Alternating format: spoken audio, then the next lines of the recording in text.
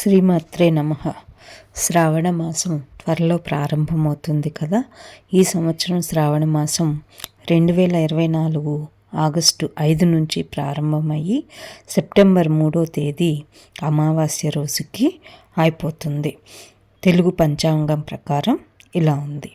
అయితే శ్రావణ మాసం అని ఎందుకు ఆ పేరు వచ్చింది అని అంటే, పౌర్ణమి రోజున చంద్రుడు శ్రవణ నక్షత్రంలో ఉంటారు కాబట్టి ఆ నెలంతా శ్రావణ మాసము అని చెప్తాము.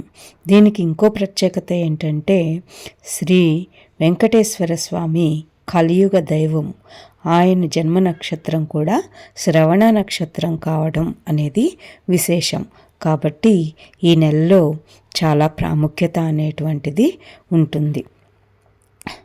ఈ మాసంలో ఎక్కువగా మనకి వర్షాలు పడుతూ ఉంటాయి. వర్ష ఋతువుగా ఉంటుంది. ఈ సంవత్సరం శ్రావణ మాసం సోమవారంతో ప్రారంభమవుతుంది కాబట్టి శివ పూజ చాలా విశేషంగా చెప్పబడుతుంది. ఆ రోజున శివుణ్ణి పూజించటం, అభిషేకించటం వలన విశేష ఫలితాలు ఉంటాయని పండితులు చెప్తున్నారు. అలాగే శ్రావణ మాసంలో వచ్చే ప్రతి మంగళవారానికి ఎంతో ప్రాముఖ్యత ఉంది. ఈ నెలలో ప్రతి మంగళవారము స్త్రీలు మంగళగౌరి వ్రతాన్ని ఆచరిస్తారు. కొత్తగా పెళ్ళైన ఆడవాళ్ళు పెళ్ళైన మొదటి 5 ఏళ్ల పాటు ఈ వ్రతాన్ని ఆచరించాలని పండితులు చెప్తారు. ఆగస్టు 6వ తేదీ మంగళవారం శ్రావణ మంగళవార వ్రతం ప్రారంభమవుతుంది.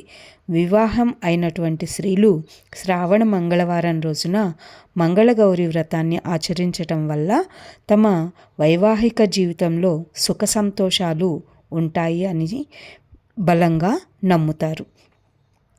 అలాగే ఇక్కడ బుధ గురు రోజుల్లో కూడా ప్రత్యేకించి బుధుడికి గురుడికి పూజలు నిర్వహిస్తూ ఉంటారు. అలాగే శ్రావణ మాసంలోని తొలి శుక్రవారం ఆగస్టు 9న వస్తుంది.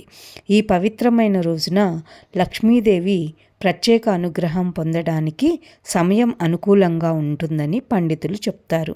అలాగే పౌర్ణమికి ముందు వచ్చే శుక్రవారం రోజున వరాలు ఇచ్చే తల్లి వరలక్ష్మి వ్రతాన్ని ఆచరిస్తారు. ఈ పవిత్రమైన రోజున వ్రతాన్ని ఆచరించటం వలన ఆదాయము, సంతోషము, ఐశ్వర్యము పెరుగుతాయని చాలామంది నమ్ముతారు.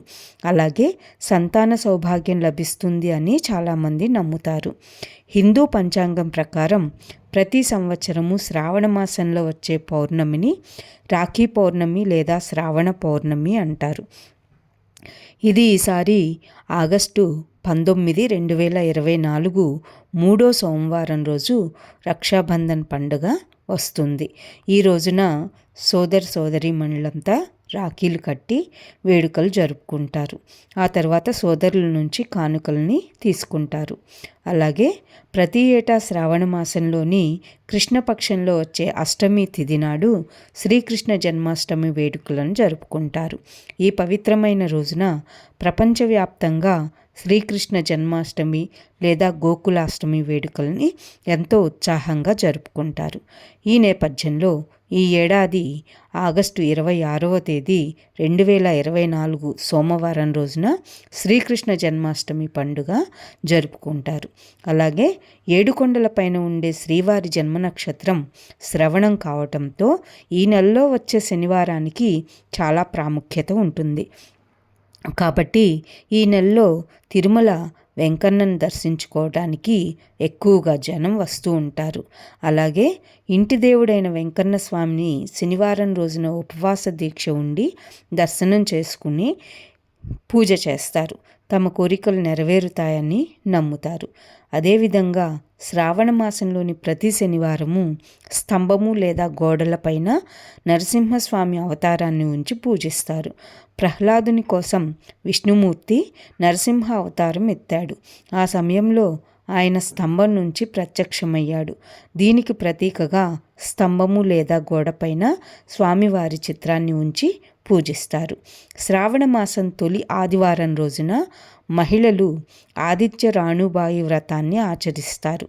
ఈ సమయంలో సూర్యుడికి ప్రత్యేక పూజలు నిర్వహిస్తారు.